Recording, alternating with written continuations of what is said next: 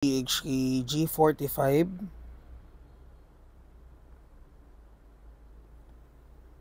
Ano to? Gen 5 MOS. So ito yung box niya. Sorry nakatanggal na sa box. Pinakita ko sa inyo. So ayan, Cerakote. Ito yung box. G45. And then, ayan. So officially licensed product ng Glock. Glock 45 Gen 5 MOS color black. Ganda ng box. So may BB loader na rin siyang kasama. So dumating to nung Friday. Ayan, medyo na busy tayo kaya hindi natin na video. Pero guys, ito nasa Google Drive na natin. Check nyo, ang price nito is 11.5. And then limited stock lang So kung decided na agad kayo or decided na kayo kumuha, kuha na kayo agad, baka maubusan kayo. Okay, so let's start with the key features ng unit. So 1:1 to. 1:1 unit. So yun, nakalagay naman kanina, it's a licensed product ng Glock. Markings, ayan, makikita niyo yung markings, kompleto yan. Glock markings, 45 Austria. Doon din sa grip, may markings din ng Glock. And then, yan, naka-indicate din dito, officially licensed product ng Glock. So, serial number, ito. And then, dito may maliit na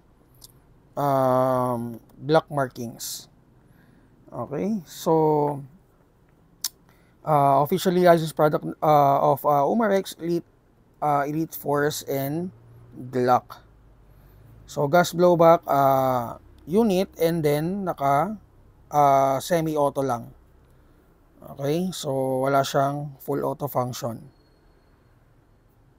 And then yung modular optic system niya, so yung MOS stands for modular optic system. Ito yan guys.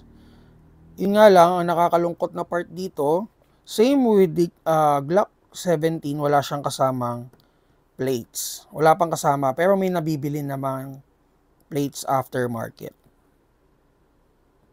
Pero syempre, wala pa tayong stock. Okay. So, hintay-hintay lang guys.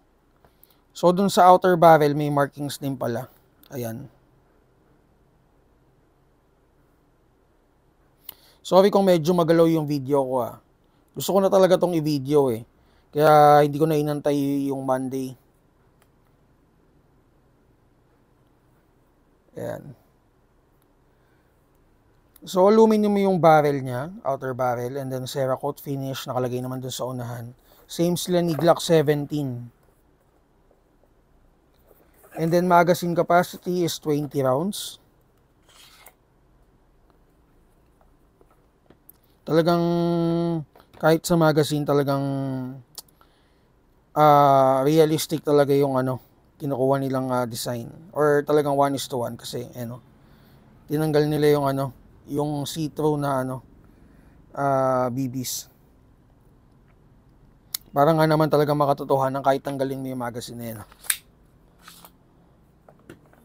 And then, ambi yung slide release niya. Napansin ko din yung kanina. Ayan. And then, naka-metal slide catch na siya. And polymer magazine release.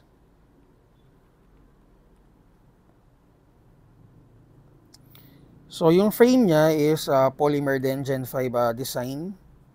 Yung frame niya. And then, may underrail na rin siya for attachment. Outer barrel nga lang niya, hindi kagaya sa mga usual na units natin.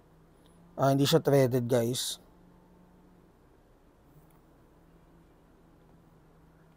And then, naka-TDC adjustable hop-up system na rin siya. And then guys, ito na yung updated V2 Striker fire control system.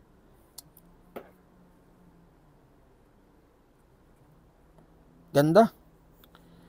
So, itest natin kung ilang FPS siya out of the box. By the way, ito, itatabi natin sa kanya yung G45.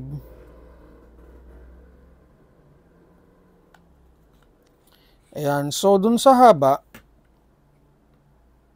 Makikita nyo naman na medyo mas mahaba si G17 sa kanya. Ito medyo mas maikli. Parang ano nito, kasing haba nito is the Glock 19X, yung crossover. Pero dun sa design, the same sila. Pati dun sa markings. Ayan. So, ang magiging basehan na lang siguro ng desisyon nyo kung gusto nyo ng maikli or kung gusto nyo ng mas mahaba. Design, the same naman eh. So, wala naman pinagkaiba. Dun lang sa haba talaga. And then, ito yung kumbaga isa sa mga latest ni GHK na unit.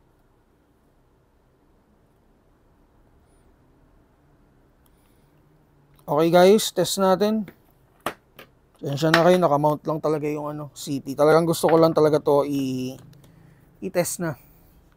So, yung BB loader natin, teka, kuha lang akong BBs, ayan. So, paano siya lagyan ng bala? Ito guys, may kasama siyang loader.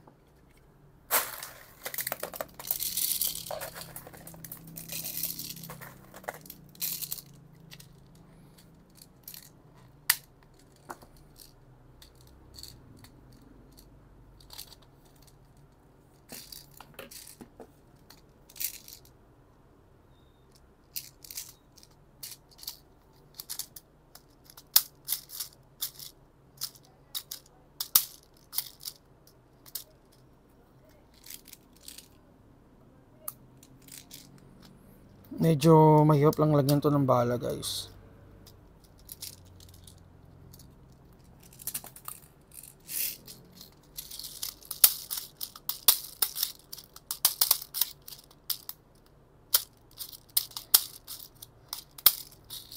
Yan. So, okay na. Enough na siguro yan. And then, 12 kg na clean gas.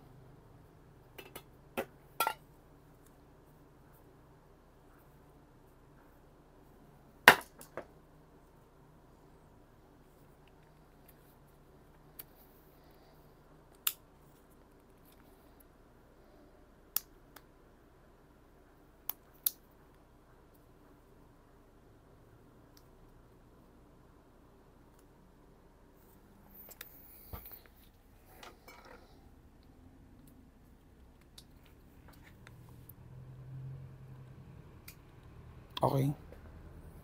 So, ayan yung inlet valve niya guys. So, masishake kayo, medyo masishake kayo kasi nakamount sa akin yung camera. So, release natin yung unang gas.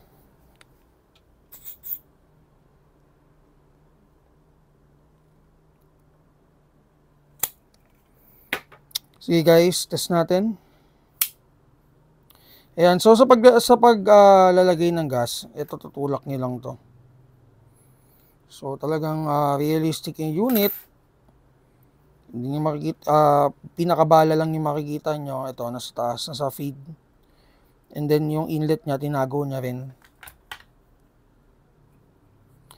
And then guys, sa Umarex guys, GHK, ingat kayo dun sa ito madalas nga nagiging issue, tumatapon to. Ito. Hindi naman siya totally para major issue. Kailangan niyo lang talagang bantayan to. Or siguro pag mag-release kayo, medyo hawa kayo dito. Ito tumatapon talaga to. Ang daming cases na nawawala to. Hindi nila namamalayan na wala na pala tong gasket nila.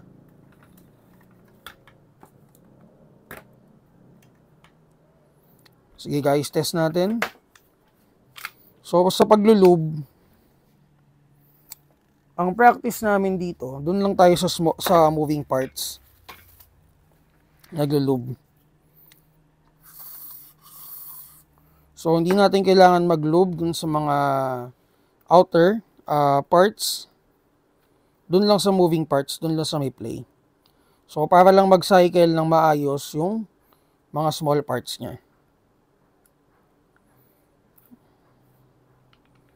So, sa outer barrel pala, yun pala, buti pala naalala ko.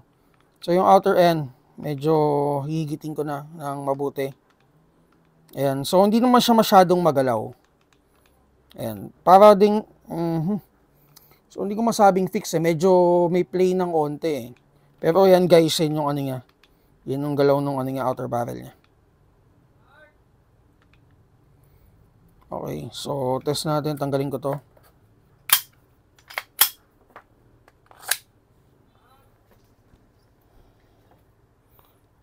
Test natin, firing. Teka, walang nakuha ah. Ayan, 307, 292. So wala nang gas. Dun sa ano niya, sa ano ba to? Sa trigger niya guys, malalim pa rin yung trigger pull niya. Same pa rin dun sa G17. So kung kumakalabit kayo ng cycle is medyo mababaw, ito medyo malalim guys. Talagang kailangan mo siyang laliman na ganun. Okay? So yun lang. Guys, check nyo na lang to sa Google Drive natin. Again, Umarex GHKG45 MOS Gen 5.